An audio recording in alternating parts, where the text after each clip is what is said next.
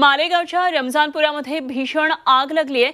Sizing कारखान्याला ही आग लागली आहे आणि त्यामुळे लाखोंचा कपडा यामध्ये जळून खाक झालाय।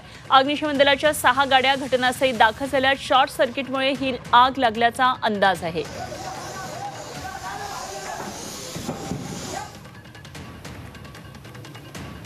मालेगावच्या रमजानपुरामध्ये ही भीषण आग लागलेली आहे आणि अग्निशमन दलाच्या 6 गाड्या घटनास्थळी दाखल झाल्यात। हा कारखाना होता सायझिंगचा आणि यामध्ये लाखो रुपयांचा कपडा होता। हा कपडा आता जळून खाक झालाय। मोठं आर्थिक नुकसान या आगीमुळे झालेलं आहे। रमजानपूरमध्ये ही भीषण आग लागलेली आहे। मालेगावमधला रमजानपूर हा भाग आहे आणि त्या ठिकाणी लागलेली भीषण आगीचं हे रौद्र रूप आपण पाहतोय।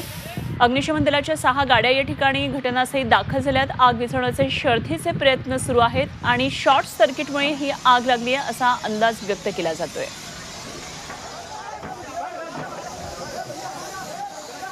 सायझिंग कारखान्याला आग लागून लाखोंचा कपडा या ठिकाणी जळून खाक झालेला आहे। मोठा आर्थिक नुकसान या कारखाना मालकाचं झालेलं आहे। मात्र ही आग पसरू नये यासाठी सुद्धा प्रयत्न सुरू आहेत, शर्थीचे प्रयत्न सुरू आहेत आग नियंत्रणासाठी।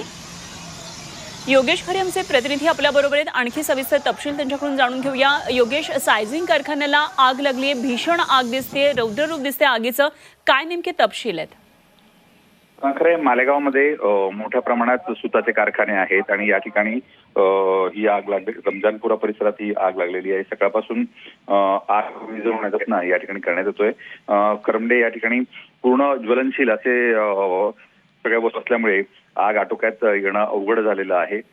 तरी मालेगाव महानगरपालिकेचे जे बंब आहेत त्या ठिकाणी प्रयत्न करताना आपल्याला या ठिकाणी दिसून येतात। ही आग आजूबाजूला पसरू नये याचा सुद्धा काळजी घेण्यात येते। ठीक, धन्यवाद योगेश, दिलेल्या सगळ्या सविस्तर माहितीसाठी। योगेश खरे आमचे प्रतिनिधी आपल्या बरोबर होते।